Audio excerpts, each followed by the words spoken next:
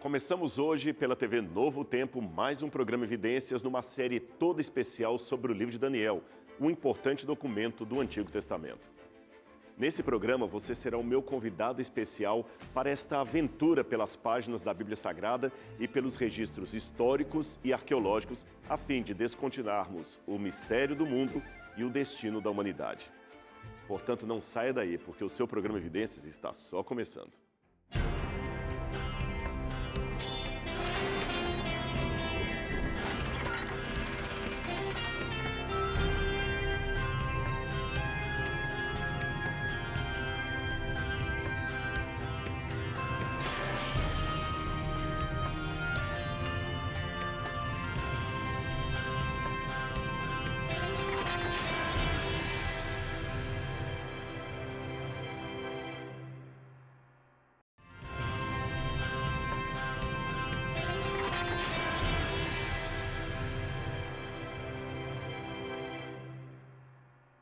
Estamos de volta com o programa Evidências, mas eu não posso começar o assunto de hoje sem primeiro oferecer um presente para você. Um presente da família Novo Tempo para a sua família. É o Guia de Estudos Evidências, onde você encontrará verdades muito profundas acerca da Palavra de Deus. E como adquirir? É simples. Você pode ligar para a gente aqui pelo 0 Operadora 12 21 27 3121 ou também pelo site biblia.com.br ou também pelo QR Code que aparece aí na tela do seu visor.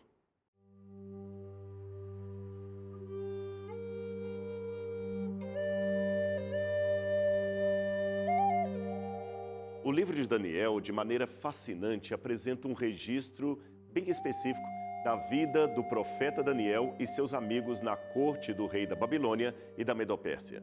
Ele também apresenta um vislumbre histórico da história da humanidade, desde a Babilônia até os últimos impérios, os últimos tempos desse mundo, o tempo em que vivemos. Tanto Daniel como seus companheiros foram levados, em primeiro lugar, cativos, como exilados judeus, para trabalhar no palácio do rei da Babilônia. Foi um grande desafio manter os seus princípios, a sua fé e a sua ética na corte do rei. O livro também apresenta um sonho profético do rei Nabucodonosor e a interpretação de Daniel acerca deste sonho.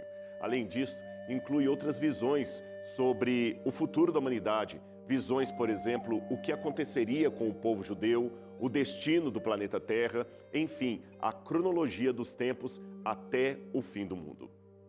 Daniel é, curiosamente, o livro mais enfatizado em termos de fidelidade de um judeu em meio aos desafios de uma sociedade pagã e estrangeira. Agora, ao mesmo tempo, é um livro que mostra-se aberto ao diálogo com um povo diferente, de culturas e crenças diferentes daquelas que o próprio Daniel defendia. E como se ele mesmo, de certa forma, combinasse o seu testemunho com a cordialidade e a firmeza de caráter. Quando você lê esse livro, você vê que no decorrer da história do profeta, ele é ajudado por diversas pessoas pagãs. Por exemplo, o chefe da cozinha e o chefe dos eunucos, ambos arriscam seu próprio pescoço para garantir que Daniel e seus companheiros não comessem os alimentos proibidos pela lei judaica. Mais tarde, ele levou o próprio rei da Babilônia a reconhecer a grandeza do verdadeiro Deus de Israel. Numa outra feita, quando Daniel foi injustamente acusado de descumprir um decreto real, ele teve a simpatia de ninguém menos que Dario, o monarca que tinha assinado o decreto. É que, para Daniel, manter a identidade de fé não significava ter uma xenofobia em relação aos de fora. Pelo contrário, é possível dialogar sem perder os princípios, mas ao mesmo tempo com cortesia. Note que a linguagem do livro de Daniel é propositadamente universalista. Ele evita o nome de Deus, o nome pessoal do Deus dos judeus, e em seu lugar dá preferências a Elohim, o Deus universal. Ele não diz o Deus de Israel, mas o Deus dos céus. Ou seja, judeus e não judeus são todos mencionados nesta história. E muitos pagãos não judeus são colocados aí como protagonistas de atos heróicos. Daniel fala também, de modo diverso, da Babilônia, da Pérsia, de Jerusalém, da Grécia, dos 4 ventos do céu, dos 4 cantos da terra. Você vê que é um livro, geograficamente falando, o mais universal de todos os que estão na Bíblia. Aliás, ele talvez só perde para o livro de Atos dos Apóstolos, mas fora esse livro, Daniel seria o mais universal de todos.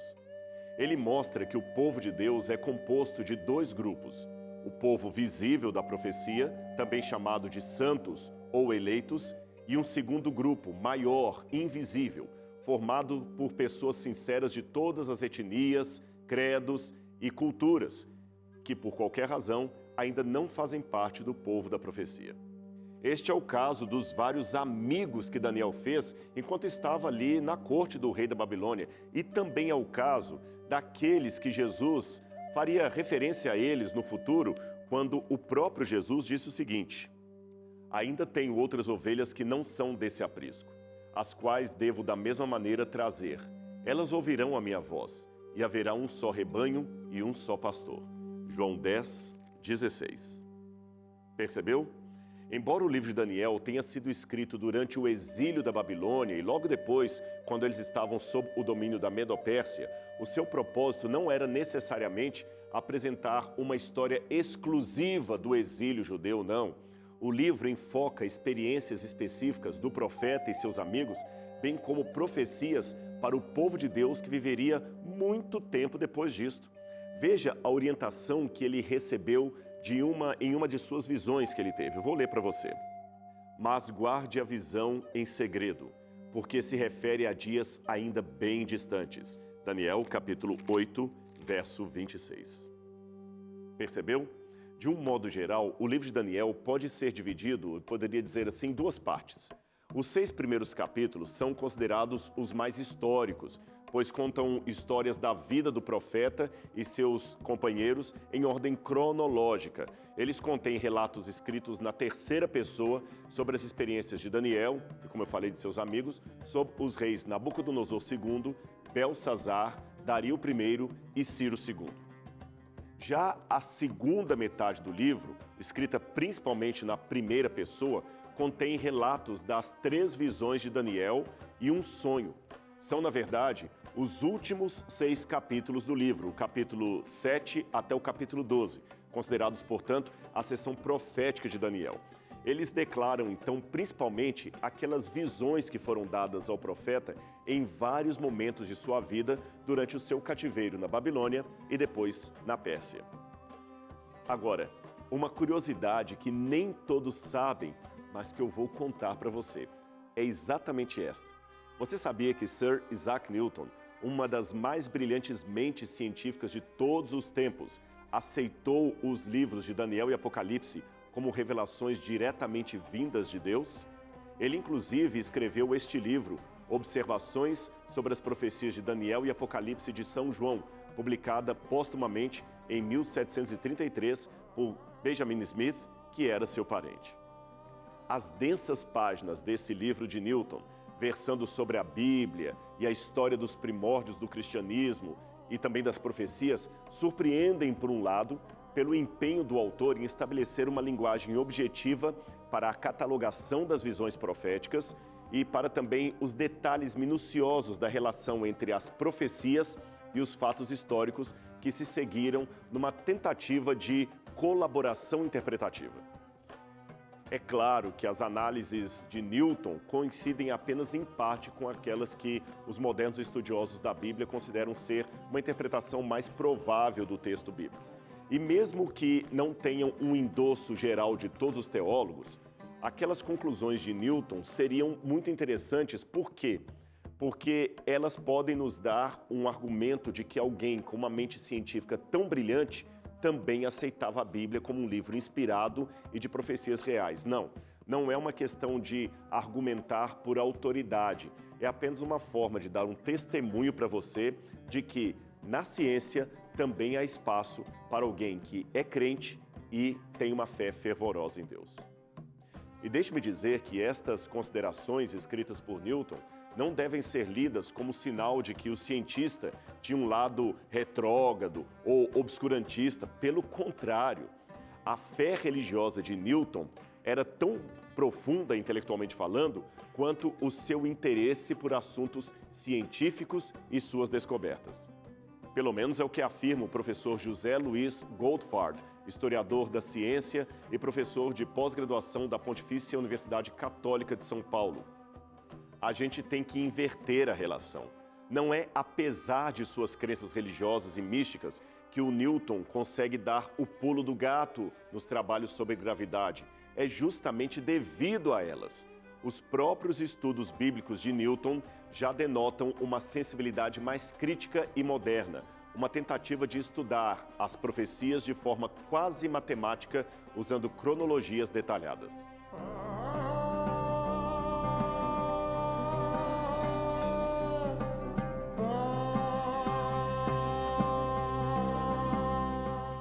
A maior parte dos quase 4.000 textos ou 4.000 páginas escritas por Newton versam sobre religião, Bíblia e espiritualidade. Pena que pouca gente divulga isto por aí.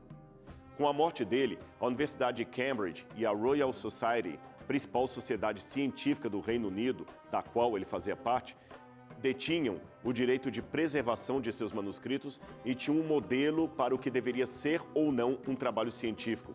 Portanto, eles privilegiaram apenas uma parte da obra de Newton e deixaram o resto vir a público somente de forma aleatória e tardia. Mas o fato é que Newton era um aficionado por esse livro aqui, a Palavra de Deus. O livro em questão, que fala sobre as profecias de Daniel, foi publicado, como eu disse, após a sua morte, com base em suas anotações, mas ninguém, absolutamente ninguém, coloca em dúvida a autenticidade do manuscrito de Newton, ou seja, ele é um manuscrito autêntico e é uma tentativa do cientista de desvendar o segredo histórico das principais profecias do livro de Daniel e Apocalipse, que são caracterizadas pela riqueza de imagens simbólicas, animais, estátuas, chifres, trombetas, etc., que funcionam como uma espécie de linguagem cifrada, dada pelo próprio Deus para a sua audiência, que às vezes pode ser desvendada pela razão humana, é claro, com a ajuda do Espírito Santo. E foi isto que Newton tentou fazer. Isaac Newton, para quem Daniel foi um profeta dos mais claros para se interpretar, traça uma série de correspondências entre as imagens proféticas de Daniel e eventos reais acontecidos na história. No esquema de Newton, por exemplo, as menções a dias sempre se referem, na profecia de Daniel, é claro, a períodos correspondentes a anos. E alguns seres, por exemplo, animais, podem corresponder a impérios, nações poderosas, ou seja, elementos que aconteceriam no futuro da humanidade. Em outras palavras, Newton cria na palavra de Deus. Usando essa chave simbólica e interpretativa, o cientista se propõe a relacionar todas as grandes ocorrências da história mundial, do exílio judaico até os seus tempos, com as profecias de Daniel. Daniel num primeiro momento e João no Apocalipse num segundo momento. É que para Newton, esses dois livros seriam representações detalhadas e precisas do futuro da humanidade. Elas mostram reinos que subiriam, reis que assumiriam o poder e tudo antecipando aquela crença do próprio Isaac Newton, que era a certeza da breve volta de Jesus. Newton também defendeu que as Escrituras ensinavam que a verdadeira Igreja de Jesus Cristo havia sido corrompida e ele esperava que, em breve, haveria 3 eventos futuros que resultariam numa recuperação das verdades bíblicas. Eu vou mostrar para você quais eram esses elementos descritos por Isaac Newton. Vamos ver aqui na tela. É exatamente isso aqui. Ele fala, em primeiro lugar, da restauração do Evangelho por um anjo. Curiosamente, o Apocalipse também vai mostrar 3 anjos que voam pelo meio do céu, restaurando o Evangelho eterno. Em segundo lugar, Isaac Newton também fala do restabelecimento da verdadeira igreja. Ele trabalhava com a ideia de que a igreja se contaminou por doutrinas pagãs. E em terceiro lugar, Daniel fala da ascensão de um novo reino mundial liderado pelo próprio Salvador, que esmagará os reinos do mundo enquanto a pedra transformava a estátua em pó. Esses detalhes você verá quando nós estudarmos sobre a estátua do sonho do rei Nabucodonosor. Para Newton, o propósito dessas revelações não seria o de satisfazer apenas a curiosidade humana sobre o futuro, não. Por ser um testemunho da presciência de Deus, aquele que vê todas as coisas antes que elas aconteçam, aquelas profecias na visão de Newton seriam testemunho do cuidado e da providência de Deus sobre a história. Ele propôs que as revelações podem ser entendidas pela descoberta de regras que governam as suas imagens de maneira consistente, mas somente depois que elas fossem cumpridas é que o estudante poderia perceber com clareza o cumprimento daquelas profecias excepcionalmente vistas no passado. Vamos ver o que Newton disse nas suas próprias palavras acerca de todas essas profecias do livro de Daniel. Vamos ver aqui na tela. Olha o que ele está dizendo, eu traduzi aqui para vocês. As previsões das coisas que virão se relacionam com o estado da igreja em todas as épocas. E entre os antigos profetas, Daniel é o mais distinto na ordem do tempo e mais fácil de ser compreendido. E, portanto, nas coisas que se relacionam com os últimos tempos, continuamos, ele deve se tornar a chave para o resto. Daniel tinha o maior crédito entre os judeus, até o reinado do imperador romano Adriano. E rejeitar as suas profecias é rejeitar a religião cristã, pois esta religião se baseia em sua profecia a respeito do Messias. Você vê as próprias palavras de Isaac Newton. E olha que Newton não foi o único a se impressionar com as visões de Daniel. Eu vou mostrar outros exemplos para vocês. Um antigo historiador judeu do primeiro século, chamado Flávio Josefo, no seu livro Antiguidades Judaicas, admite que o conquistador Alexandre Magno tomou conhecimento das profecias de Daniel e se reconheceu nelas. E quando o livro de Daniel foi mostrado a ele, a Alexandre o Grande, onde Daniel declarou que um dos seus gregos deveria destruir o império dos persas, ele supôs que ele mesmo seria a pessoa pretendida. E Alexandre estava certo. Daniel, de fato, previu as suas conquistas aproximadamente 2 séculos antes do seu nascimento. Mas você verá isso ao longo dessa série especial do Evidências. Alguns historiadores também têm notado uma forte evidência de que o livro de Daniel chamara bastante a atenção dos líderes judeus na época de Jesus de Nazaré. E a arqueologia também tem contribuído para essa conclusão. Vamos começar por Flávio Josefo, aquele historiador judeu que eu já mencionei anteriormente.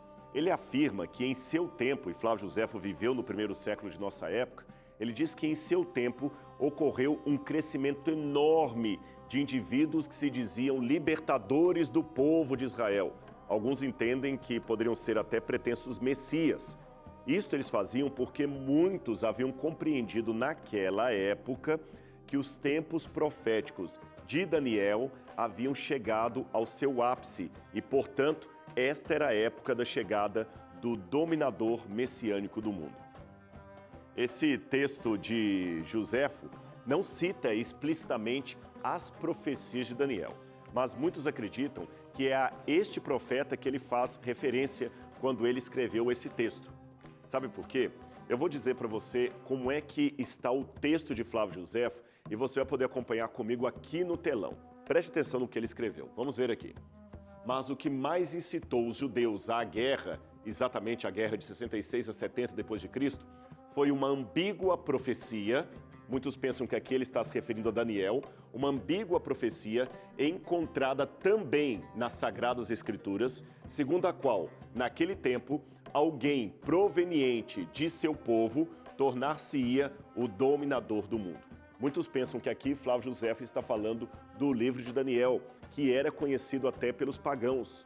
Josefo, para quem não sabe, era quase que um renegado do judaísmo que bandeou para o lado dos romanos e depois escreveu seus livros como uma espécie de meia-culpa por ter negado a sua fé e a sua herança judaica. Mas mesmo assim, ele nunca deixou de bajular o imperador e os césares e os romanos. Mas vamos continuar lendo o que Flávio Josefo escreveu. Preste atenção aqui na tela.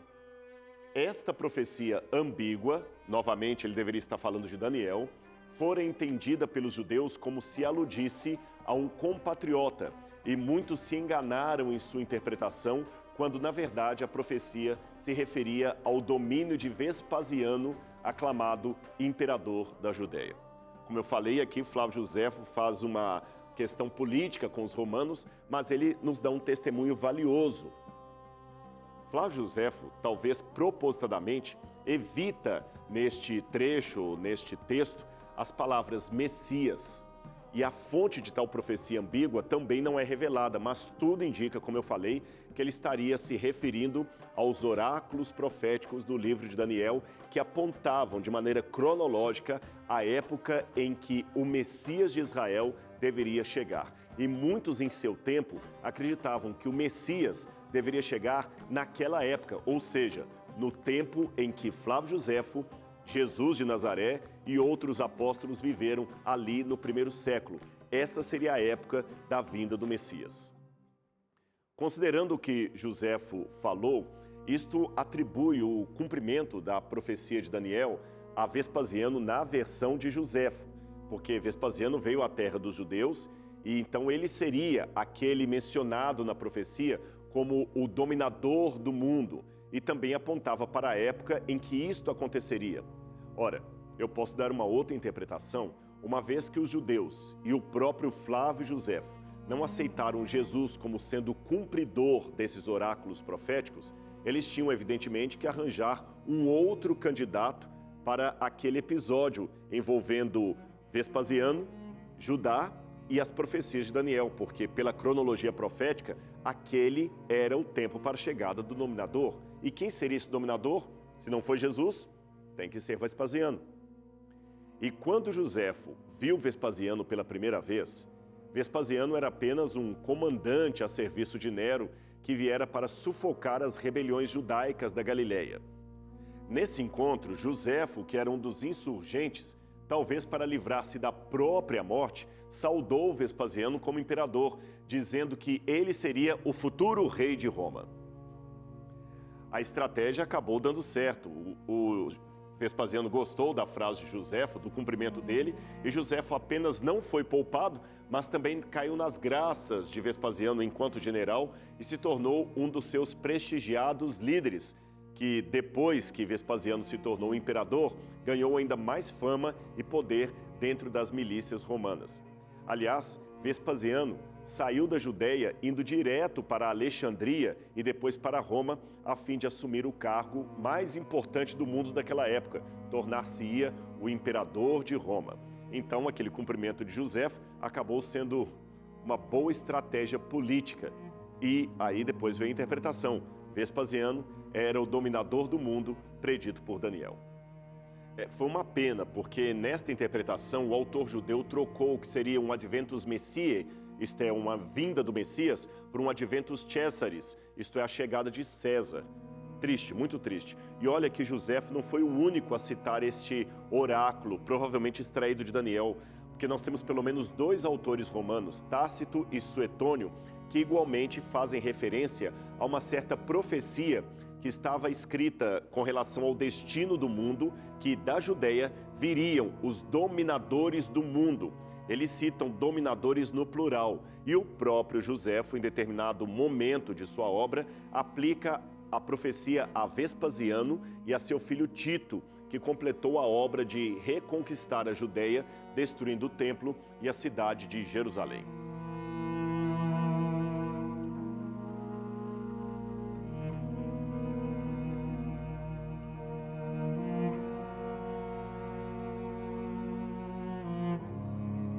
Agora, o que mais interessa é que isto reforça o entendimento de que havia ali no primeiro século um estudo e um entendimento de Daniel. Também havia uma compreensão de que os cálculos proféticos feitos em cima das profecias de Daniel indicavam que naquela época do primeiro século havia chegado os tempos messiânicos. Dentre os manuscritos do Mar Morto, encontrados no deserto da Judéia, localizam-se cálculos proféticos, certamente baseados nas profecias de Daniel, capítulo 9, que testemunham a certeza da comunidade do deserto de que aquele tempo era a chegada época de surgir o Messias. E nos próximos programas Evidências, vamos conhecer melhor essas profecias e o seu cumprimento na história. Por enquanto, basta dizer que, graças aos achados arqueológicos dos manuscritos do Mar Morto, podemos hoje dizer que uma importante seita judaica contemporânea aos tempos de Jesus e do Novo Testamento não apenas valorizavam as profecias de Daniel, mas também entendiam que ali naquelas profecias estavam demarcados os tempos da chegada do Messias. E estes tempos coincidiam com a época em que Jesus viria ao mundo. Por isso, aquela seita judaica, os essênios, foram para o deserto para se prepararem para os últimos dias da humanidade. Agora, você sabia que no judaísmo rabínico há uma curiosa maldição, isto mesmo, uma maldição para quem estudar ou ensinar as profecias de Daniel? Você certamente já deve ter ouvido falar no Talmud, uma coletânea de ensinos judaicos antigos, escrita durante séculos na Idade Média. Pois bem, veja agora o que o Talmud diz num dos seus tratados. O rabino Shmuel ben Narmani chegou a amaldiçoar em nome do rabino Jonathan os que insistiam em estudar e ensinar a cronologia profética de Daniel, que sequem os ossos, disse ele, daquele que calcular o advento do Messias. A razão do amaldiçoamento, de acordo com este rabino, estaria neste motivo. Uma vez que o tempo determinado veio e ele, o Messias, não chegou, então ele nunca virá. O que a profecia de Daniel claramente revelava, e muitos rabinos assim o compreendiam, era que o Messias deveria exercer o seu ministério durante o período do segundo templo, aquele que estava em Jerusalém quando Jesus andou por este mundo, pois em sequência disso viria um povo e um príncipe estrangeiro que destruiriam a cidade e o templo. O templo foi, de fato, destruído pelos romanos no ano 70 d.C. Logo, o Messias deveria ter vindo antes disso, mas conforme o entendimento rabínico, ele não veio. Por isso entenderam que o povo havia quebrado a aliança e, em vista disso, o Messias não veio. Deste modo, seria uma maldição estudar o livro de Daniel. O importante desse testemunho rabínico é que, ainda que não reconheçam Jesus como Messias, reconhecem pelo menos que ele veio na época que o Messias deveria vir. Mas eu ainda tenho muita coisa para mostrar para vocês sobre o livro de Daniel. Tem muita coisa, a nossa série está só começando. Então não perca a continuação desse tema semana que vem aqui na TV Novo Tempo. E você sabe, a TV Novo Tempo é o canal da Bíblia, o canal da Esperança e o canal do programa Evidências. Um abraço e até o nosso próximo encontro. Até lá!